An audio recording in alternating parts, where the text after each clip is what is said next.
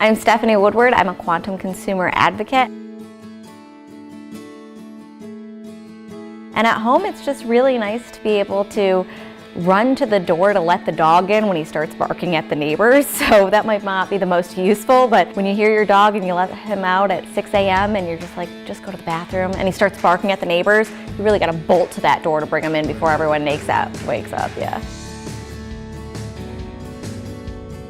My shopping experience has completely changed. It turns out a dress looks very different at this level than it looks at this level. So even looking at dresses on a rack is a different experience, but being able to reach things independently without having to find a store clerk to get it off of a higher rack for me. Oftentimes the stores I shop at have a low rack, a medium rack, and then the high one. And it's nice to know that I can independently reach not only the medium ones, but with a little bit of a tug, I can get the high ones too, whereas before the only ones I could reach were low.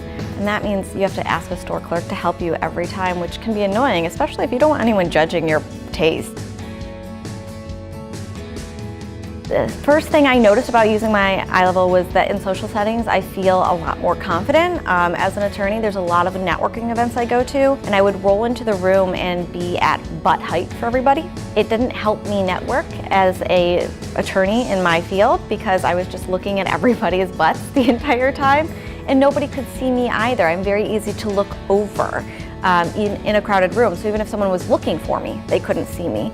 Or if you're in a room with cocktail tables, there's no way you're going to see me because the table is taller than I am. So I've noticed that I can speak to more people notice me, and I'm getting a lot more interactions in social settings, particularly when networking, because I'm now able to be seen in the room. I think what we're seeing a lot now is, despite the ADA requiring certain accessibility features in restaurants, we're seeing a lot of bars come out with a lot of high top tables, and then the low top tables that are accessible are kind of off in the corner or near the bathroom and very isolating. So while I don't approve of restaurants doing that, and I think that they should be more inclusive, it is nice in my iLevel to be able to be a part of the greater environment where there are high top tables everywhere and not feeling that world of isolation. And I don't believe disabled people should ever feel that way, and I think that restaurants should be more accessible. But in an environment that we're still working on making it to be the perfect accessible environment, it's really nice to have a chair that works with me. I think it's important to note that I use cooking a lot because one of the #1 injuries for wheelchair users is lap burns. So wheelchair users are burning their laps from reaching above them to get hot objects and bring them over their body, because how else will you transfer it?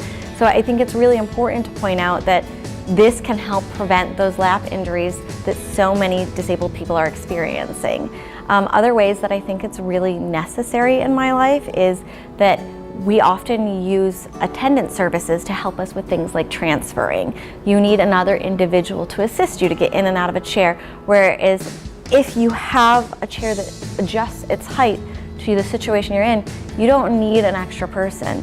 And that's nothing against attendants. I think attendants do great work, but if we can do things independently, disabled people, for the most part, would prefer to do things independently. I don't want to travel with another person, but if I don't know the height of the hotel bed that I'm going to, it could make or break my ability to sleep that night, because if the bed is too high and I can't get up to that point, what do? Sleep in my wheelchair?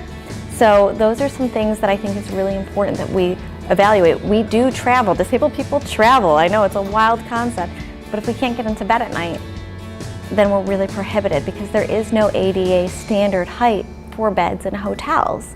So it could mean that I don't get to sleep that night.